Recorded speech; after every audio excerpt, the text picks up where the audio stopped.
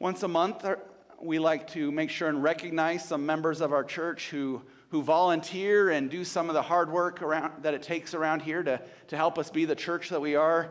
And earlier this month, we missed an opportunity, but I believe they got cards. But if you're part of the worship team, if you would please stand for us so we can just say thank you.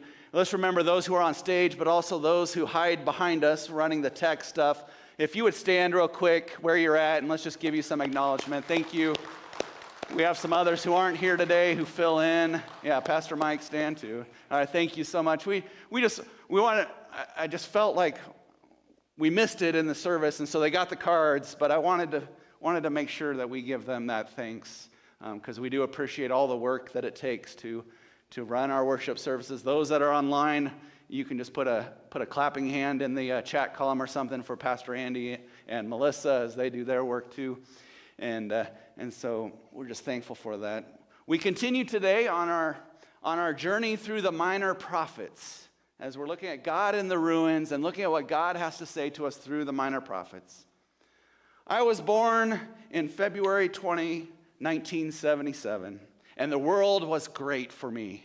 I was the firstborn. I was the first grandchild born. The world was great. I got all the attention of my parents and grandparents and aunts and uncles, and just the world revolved around me until June 7th, 1978.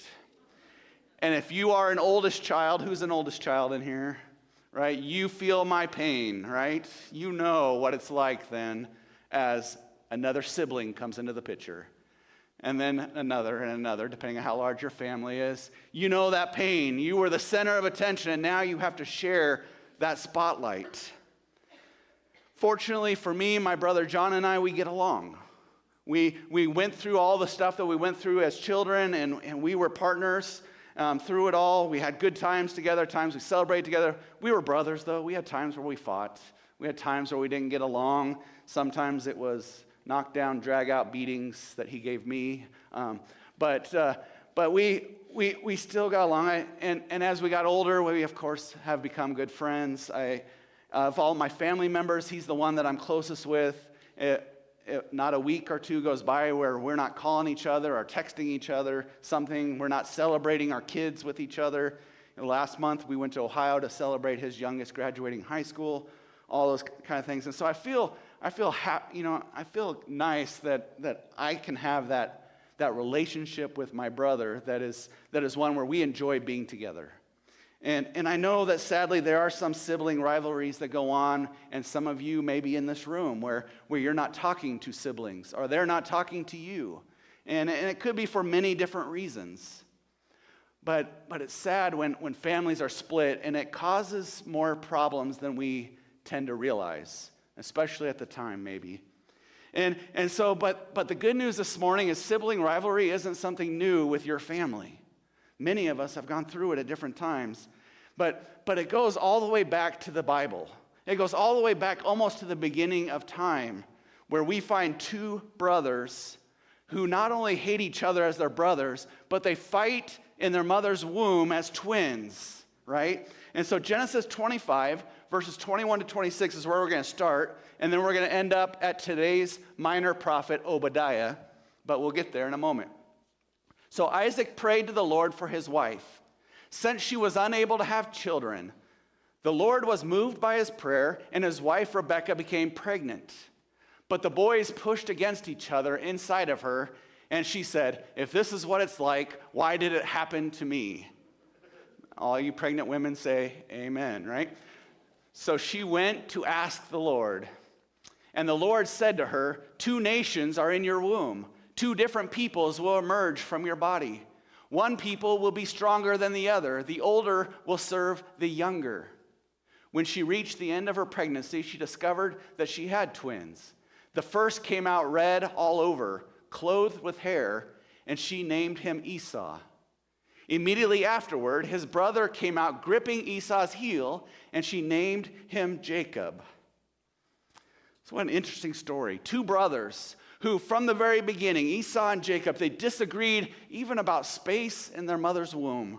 They were battling out who could be the firstborn, Who was the first one to come out and to have those rights of being the first one? And Esau wins, but very closely, right? Jacob is grabbing the heel as he's coming out, and so Jacob gets a close second place. But Esau was first place. Esau was the firstborn. His name literally means red, hairy man. We have a few Esau's in this room, right? But don't look at them because they also can be angry red, hairy men. So we will steer clear of that. But Esau was the typical firstborn. He was strong. He was confident. He was the captain of all the sports teams in school. He was an excellent hunter. He would come home with many hunting trophies and all the biggest pieces that he could find. People were lining up to be friends with Esau. And Esau, because he was so manly, was the favorite of Isaac, the favorite of his dad. In the story Beauty and the Beast, if you're familiar with that story, Esau would be the character Gaston, right? Gaston, if you know the story, you know these words, right? No one's slick as Gaston, no one's quick as Gaston, no one's neck is incredibly thick as Gaston, for there's no man in town half as manly, no one fights like Gaston. My, what a guy, that Gaston. That's basically Esau, and that's who Esau was. On the other hand, there was Jacob. Jacob wasn't so popular. Jacob wasn't as charismatic. Jacob wasn't as confident as Esau was. He preferred to stay home. He preferred to not go out hunting and killing things, but he wanted to stay home and grow things and cook things. He was the favorite child then of his mom because he was there with her all the time. And they would spend a lot of time together in the garden. They would spend a lot of time growing things. Then they would spend a lot of time in the kitchen together cooking and putting items together. One day Esau goes out hunting. And as he's been out hunting all day long and looking for things, he got skunked, right? He got skunked. He couldn't find anything to shoot. He missed. He didn't see anything, whatever it may be, but he came home empty-handed. And those of you who hunt know that when you go out hunting all day long and you get nothing, you come home kind of in a bad mood, right? You come home a little bit frustrated. You come home and you're hungry and thirsty and you're tired and you're frustrated. And so Esau came home. And as he came home and he got close, he started to smell something that smelled really good, really tasty. Oh, Mom's making something great for dinner tonight. I can't wait. I'm so starved. I'm so hungry that this will be great. And as he walks in, he doesn't see Mom cooking, but he sees Jacob cooking. And Jacob may not be as popular, may not be as strong, but Jacob is very wise. He's very quick. And so Esau comes in demanding something to eat from his brother and trying to overpower him a little bit. Give me something to eat. You deserve I deserve something from you and all this. And the younger brother thinks for a quick moment and decides this is an opportunity for me to do something. And so he demands that Esau give up his rights as the firstborn. Give it to me, and then I will give you the stew. You can have whatever you want to eat. Esau, of course, starving and tired and not quite as smart, says, yeah, whatever, I just need some food. Give me some food. Some of us have been there, right? We get hangry, right? We get angry, hangry. And so we're like, yeah, whatever you want, just give me the food because I need it. And he does. He gives over the first rights. And I know what you're thinking at first. You're like, oh, that's a fun story, Pastor. What does that have to do with the minor prophets? Well, today we're studying Obadiah. And if you read Obadiah this last week, as the challenge is to read the book that we're preaching on in the week ahead. And then we kind of did a twist this week. Since we're not meeting next Wednesday, we talked about Obadiah this last Wednesday night. Then you know exactly what this has to do with Jacob and Esau. But it starts in Obadiah chapter 1, verse 1, where it says, the Lord God proclaims concerning Edom. So Obadiah, an Israelite, has now gone out of Israel, and he has a message that isn't for the Israelites. Most of the minor prophets all have messages for the Israelites. But in this time, at this moment, God calls Obadiah to go preach at nearby Edom. And so he goes to the Edomites. He goes to speak against them because they've been kind of rough on the Israelites. They have They have watched the downfall of Israel with great glee. They've been very happy about it. They have applauded the raiding nations that have come in and decimated towns in Israel. They have sat there and even let some of the nations cross their borders to get into Israel. They have heckled the Israelites as they are feeling down and crying out for help. They have heckled them and laughed over them. They have allowed these other groups to come and steal from Israel and plunder Israel and take people away. And to make matters worse, they have watched, and as those raiding nations have gone away, then they have come into the towns and they've taken whatever's left, including taking people to sell off as slaves and taking artifacts and all those different things. And so Edom has been like a vulture to Israel. They have been watching over this. But who is Edom? Edom is a prideful nation who doesn't think that what happened to Israel will happen to them at all. Edom thinks that they are something special. Edom thinks that they are better than Israel. Edom thinks that because they live in mountains and they have mountain dwellings, that no one will hurt them and no one will surprise them. Edom has the confidence of a firstborn child. Edom is the ancestors of Esau. And so the fighting of Jacob and Esau has continued through all the generations to get to this point where Obadiah now says, God has something to say to you, Edomites, that you need to stop fighting. You need to stop looking out for your own self. And what's harsh is that a few generations later, Edom is no longer a nation, that they get decimated themselves. But the spirit of Esau and Jacob, well, you guys see the news and see what the fighting going on in Israel today. That is still the brothers fighting each other. It still has continued all these years, but we're not going to get into all that prophecy today. But we're going to look at what we have here. Edom is being accused by God of turning their back on their brother and cheering on the violence. I mentioned on Wednesday that and many of you know, we spent a little over 6 years living right outside Philadelphia.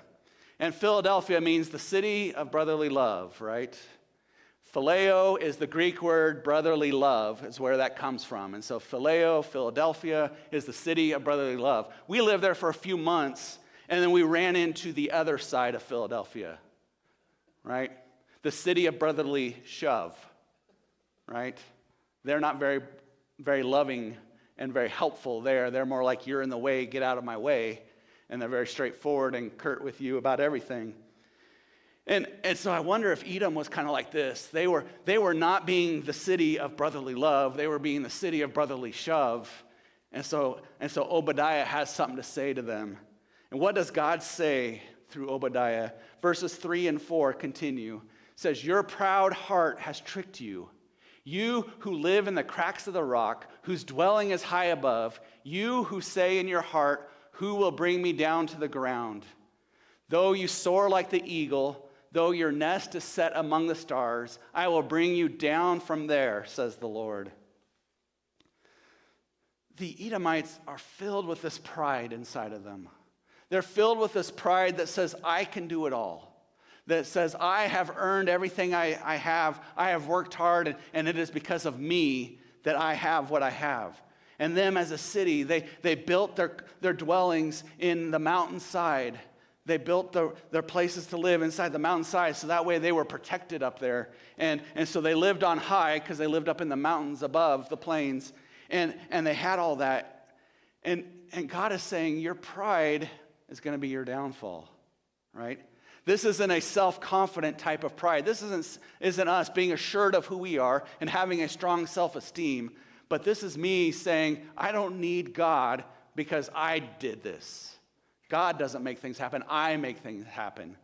That is what the pride is that is there. And many of you know that pride. That pride that gets in the way and makes us think that it is all because of me that I get everything done. And that is what they're doing, a blinding pride that is keeping them from seeing God at work around them. And of course they would have all that. We do have a little bit of a modern monument, if you will, to the time of the Edomites. What they believe goes all the way back to the Edomites. And if you're like me, a fan of Indiana Jones, in the movie for The Last Crusade, when him and his dad get to the building in the cliffs right outside, and then they go in to find the lost temple. But this scene is right here, and this is a place in Jordan called Petra, right? And I started to talk about it on Wednesday, and Allie lit right up, Jim and Karen's granddaughter. She's like, I've been there. I'm like, good, it's a real place. It's not just a movie prop, right? And so that's cool. And then I had to make sure I said everything right, because she could fact check me right away, right? Now I've embarrassed her, but that's okay. But Petra is built-in cliffs that have been carved out, and it's believed it goes all the way back. That's how they lived, is they lived in these sides of the mountains so no one could come behind and attack them. They'd be protected from weather and all kinds of things up there. And so no wonder they were filled with pride. You'd be pretty confident yourself too, right? If you had that built up behind you and you had that protection around you, that they did all those things. They would see everyone coming. But they were so filled with their pride that they had no room for God to work around them. And they had no room for God to be at work. And they had no way to even comprehend that God was watching over them and gave them the skills that they needed and the protection that they needed. And it made me think, when I thought about Edom and I was reading about Obadiah this week, it made me think, there is a statement that it doesn't matter if you read the Bible or not, that you know this proverb, right? The proverb that says, pride goes before a fall, right? Pride goes before a fall. And it seems like this is the warning that Obadiah is giving to Edom. He's saying, you guys are so prideful, and you're so blind to the fact that God has been protecting you, and you're so blind to the fact that you need to be helping your brothers in Israel, that you are going to have a fall, that your pride has now created a fall for you. There's a famous story from the Civil War about a major general who had such pride. Major General John Sedgwick was sitting under a tree. He was making battle plans. He had his troops all around him. He got up and he started walking towards the men. And then a lone Confederate sniper opened fire, and they started to hear one bullet after another. Of course, all the men started ducking and running for cover, but not Sedgwick. Sedgwick laughed at his men, and he boasted at them, "What are you guys doing? Why are you running around dodging just single bullets? I tell you that they couldn't even hit an elephant from the distance that they're shooting from." And of course, before the smile that occupied his words departed from his lips, thunk. And he fell over dead as he got hit by a bullet. Pride comes before the fall. Pride gives us a false sense of confidence. It makes us think that life is all about me. It's about the money that I've earned. It's about the house that I've built. It's about the car that I drive. It's about the toys that I have around me. It's about the vacations I can take. It's about me and how hard I've worked and all that I've done. Pride makes us take our focus away from God and what God has provided and how God has blessed us, and it turns it inward. And you hear me say this all the time, that sin, the opposite of God, sinful nature inside of us, is selfish. It's about me, me, me. And so, of course, pride is that prime area that tries to highlight all those selfishness in me. And so pride wants me to look inward and look at myself and depend on myself. And the problem is, what happens when I let myself down? What happens when things don't go well? What happens when things don't go right? That there are so many people in the world who like to stand up and shout from the tops of the mountains that hey, look at all the money I have, look at all the things that I have, look at all the things that I've done. And then when things go bad, what's the first thing they say? Why has God done this to me? And God says, I didn't know you wanted me to help. You haven't been looking for my help. Pride is that veil that gets in the way. And don't hear me wrong. I try to say this every time. Don't hear me wrong. It's not wrong to be blessed with things, to have a nice house and have a nice car and have a good job and all those things. I'm not saying that's wrong. But what I'm saying is wrong is when we allow pride to say it was all about me. and that we don't recognize that there is a creator who loves us and a creator who has helped us all along the way. And if nothing else, a creator who has given us the gifts and the talents to be able to earn the things that we've earned. And so pride wants to put on that veil and wants to say it's all about me and it's all about what I've done. Have you ever struggled with those moments of pride? Have you ever been like, man, look at what's going on, and then God reminds you it's not about you? Those moments where maybe you've put your trust in the wrong things. You've put your trust in your abilities and in the things around you, and then all of a sudden those things start to let you down. It's easy when things are going well. It's easy to feel lifted up and go, look at what I've done and look at what I have, and have that confidence and have that boldness. Even the first disciples of Jesus argued about who was the greatest. They argued about who was the greater disciple who was following Jesus. In Mark chapter 9, we read the short story about this interaction with Jesus and his disciples. And it says they entered Capernaum. When they had come into a house, he asked them, what were you arguing about during the journey? Now, before I continue reading on, this is Jesus. He knows what they're arguing about on the journey. And like kids that get caught with their hand in the cookie jar, the disciples know that he knows. And so they probably kind of looking down, maybe elbowing each other. You tell them. No, you tell them. They know that they're caught. So they didn't respond, since on the way they had been debating with each other about who was the greatest. He sat down, he called the 12 and said to them, whoever wants to be first must be least of all, and the servant of all. And so we have these words by Jesus. These men have been traveling with Jesus for a little bit of time. These men have seen Jesus do some great things, perform some miracles in front of them. He has taught and taught some powerful lessons.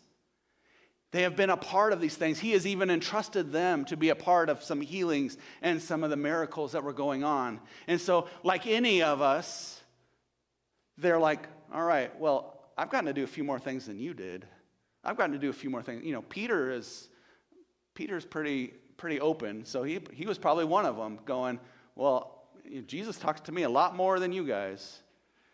He has a little more confidence in me than he does you guys. And so they were probably going back and forth and arguing about who is the greatest disciple to follow Jesus. And Jesus gives them this reprimand. Because what happens is that they start arguing about who is the greatest, and then pride starts to set in. Pride starts to set in and say, oh, you're better than John over there. You're better than James. You got to do this, and they didn't get to do that. Peter, you got to go up on the mountainside, and 9 of them had to stay back, and you weren't one of them. And it starts to build into us, and it wants to become that temptation inside of us that keeps us from being focused on what Jesus wants for us. And so Jesus reminds us that in order to be great, we're not going to be great as in the way the world sees us, but we need to be great in the eyes of God in the way that Jesus shows us. And Jesus shows us that is by being a servant. One thing I read on Facebook this week that got passed around many friends on Facebook was this line that says, the highest rank you can have in the body of Christ is servant. That there's no arguing about who's the greatest. There's being a servant and serving the way that God calls you to serve. So Jesus gives them this warning, and he says, you need to be a servant. Don't look out for your own good. Don't look out for the things that you can do. Don't look out for the things that I have done through you and say that it makes you good. But be a servant. Do your part. What have I called you to? Right? It would be easy for me as a pastor to go, man, I must not be a very good pastor because we don't have a church of over 500 people. I must not be a very good pastor because I'm not doing this and doing that like I see all these big church pastors doing. But the truth is that God called me to be your pastor right now. And so it's my job to be your pastor to the best of my ability, doing what God has called me to do, using the gifts and the talents that God has gifted me with so that I can do my part. And then it's not about what did Pastor Joe do, but it's about what did Kalispell First Church of the Nazarene do. It's about us and what we do together. And it's about how we serve the Lord together and we serve our community together. That's what God is calling us to. Through Obadiah, he's warning the Edomites, don't be so prideful. Don't laugh at the downfall of others. It can happen to you. And through Jesus, he's saying you need to be so humble that you're a servant, that you're putting yourself aside to follow me. Jesus even basically says that, Matthew 16:24. All who want to come after me must say no to themselves, take up their cross, and follow me. God wants to bless you. He wants you to enjoy your life. He wants you to have peace around you. He wants you to be taken care of. He wants you to have a great journey through this life. But he wants you to do it by putting your trust in him. By putting your pride aside and saying, God, I trust you with my all, and all that I have is yours. Help me to serve you. The Edomites were a prideful people. They didn't trust God. They trusted what they could do and what they could see right in front of them. And Obadiah's message from God condemns them for that. Jesus tells us to not argue over who has the better toys, who has the better job, but we are to humble ourselves. And to be considered the greatest in the kingdom, we must be servants and be the opposite of what pride tries to tell us to be. And what promise do we have? If we put our trust, if we put our faith in Jesus, we put our pride aside and we serve with a humble heart, what promise do we have? Well, if you have been following along and trying to memorize verses, remember each book of the minor prophets, I've had one verse that I've challenged you to memorize. This week's memory verse, Obadiah 1, verse 17, is the promise. It says, but on Mount Zion will be deliverance. It will be holy, and Jacob will possess his inheritance. Jacob is who? Israel. Israel are the people of God. Israel is where Jesus comes from. And Jesus now opens the world to everybody. Those who put their trust in him will have an inheritance. When we read a verse like this, we see Mount Zion. Mount Zion represents the most holy place for the Jewish people. They are promised that they will find deliverance and holiness on Mount Zion. That when all things around them fall, when all their enemies are demolished, and when they are to be lifted up before God, they will be on Mount Zion. And they will be holy. And being holy means they are set apart. They'll be delivered, set apart from the ways of this world. Their pride will pass away. As Christians, we view this as the eternal reward. We believe that one day all of creation will pass away, that God will come to that point in creation where he says, that's it. I'm tired of all this disobedience, all this sin, all this evil in the world, and it's time to put a stop to it, and it's time to take all those who are full of pride, all those who are against God, those who aren't following Jesus, it's time for all of them to go into eternal punishment, and those who have followed Jesus faithfully will be delivered, will be set apart, will be holy, and will be able to be in this place of eternal reward, this eternal promise of being in the presence of Jesus for all eternity. That those who put their trust in Jesus will be delivered. If you are a follower of Jesus, you are asked by him to humble yourself. You're asked to put your pride away. You're asked to follow him. And we say follow him because we believe that Jesus was our example. Jesus didn't just say, hey, go be a servant, and then he sat up on a chair and watched you do all the work. But Jesus came to earth, lived on this earth, involved himself in the ways of the world, and taught the love of God, and was an example of what it means to be a servant, what it means to put your pride aside and serve God and serve others. He gave us that example. He loves you so much that he came to serve you in your greatest needs. He came to provide for you the love and the acceptance and the forgiveness that you truly, deep down inside, that you may not even realize is what you're asking for and what you need. That your proud heart is seeking seeking trust in God in so many other places. But deep down inside, what you're longing for is that reconnection with God that is provided for by Jesus Christ. That he not only lived that example for us, but he paid a debt that he didn't know, a debt that we couldn't repay. On the cross, Jesus died so you could have your relationship with God restored. All you have to do is put your pride down and admit that you need Jesus in your life, and you need that peace of God in your life. And to prove that he had the power to pay the debt that he didn't know, the debt that you owed and you couldn't repay, he rose from the grave to prove that he was all powerful. He rose so that he could prove that he had the authority and the power to do the things that he said he would do. And all you have to do is put your trust in him and start to journey through this life with him. Being a servant of Jesus, following the ways and the teachings and the guidelines that we find in the Bible for what that means. Putting our pride aside. It's too late for Edom. By the time that Obadiah comes, Edom is going to be destroyed. But it's not too late for us. It's not too late for our community. It's not too late for the people around us and our family and our friends. That we have until Jesus returns, whenever that day may come, we have until then to be servants and to share his love with those around us, whatever that may look like for you in your situation. God doesn't expect you to do more than he's called you to do. So put that pride aside and ask yourself, am I being a servant of God? Am I doing the things that God has asked me to do? Or am I allowing things to get in the way?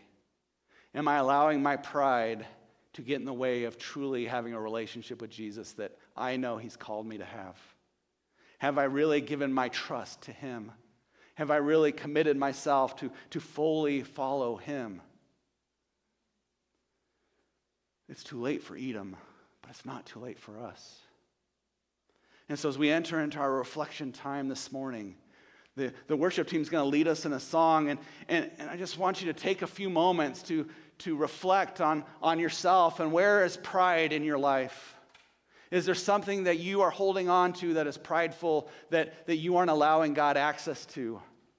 Is there something going on where you're like, God, you can have all this, but this one thing I'm holding on to? And so maybe it's time to start having that conversation with God. Am I truly being a servant? Am I truly following the ways that you want me to follow? And so take some time. Maybe you need to stand and sing this song as your prayer. Maybe you need to come and kneel at our altars and just have that moment where you say, God, here it is. Help me to overcome this. Maybe it's just a beginning of a discussion, and God will be talking to you about it in the days ahead. That's between you and God. But maybe you need a reminder this morning of what it means to be a humble servant. Maybe you need a reminder this morning of what Jesus did for us.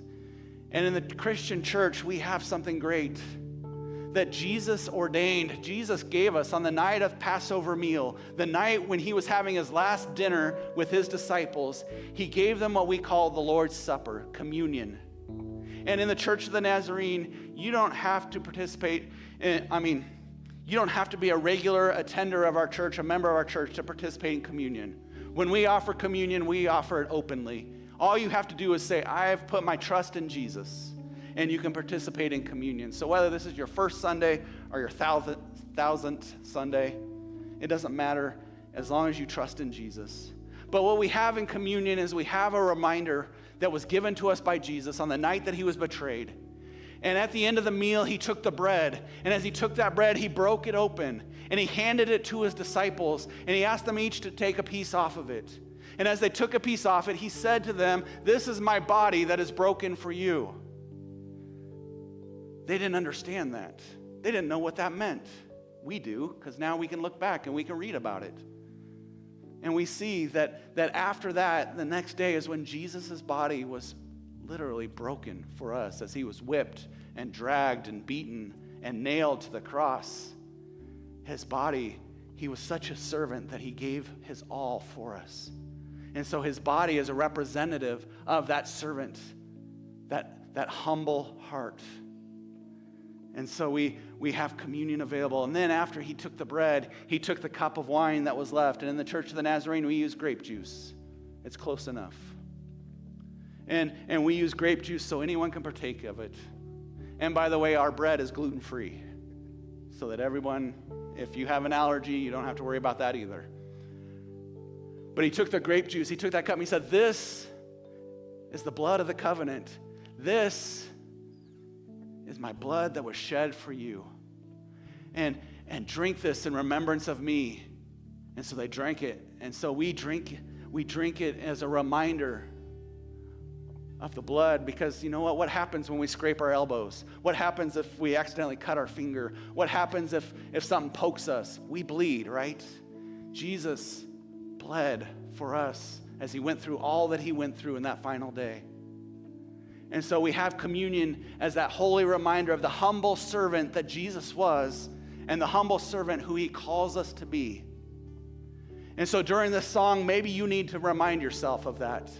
And so we have stations set up here, and I'll move the grape juice over to the sides as well. But we have 3 stations up here. All you need to do, if you want that reminder, is first you just have to say, I put my trust and my faith in Jesus. And then come forward. And maybe you want to say a short prayer of some kind, or maybe you want to say something, God help me, or whatever that may look like for you. And then you come and you take the bread. And remember, that is the body that was broken for you, and you can eat it. And then you can take one of the cups of juice, remembering that was the blood that was shed for you, and you can drink it.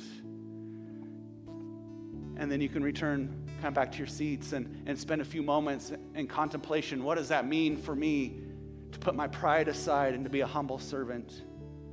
And so we have 3 stations. Once you drink the cup, you can put it right back into the holder if you want, or set it on the table there, and we'll collect those afterwards. But it's just a way. If you are someone who's unable to come forward, we know that the sloped floor makes it a challenge for some of you, then Tony will be ready, and he'll have a couple containers himself, and he'll bring them to you where you're at. All you have to do is kind of raise your hand, and as he sees them, he'll come around and take care of that. But we just want to have a few moments here as we close service. What does it mean to be a humble servant? Am I living the life that God has called me to live?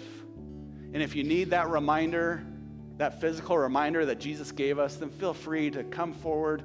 Again, whether you're a visitor or you've been here a long time, you're free to enjoy communion as long as you have faith and trust in Jesus Christ. After we get through the song and everyone's done with communion, then I will close us in a time of prayer together. Thank you.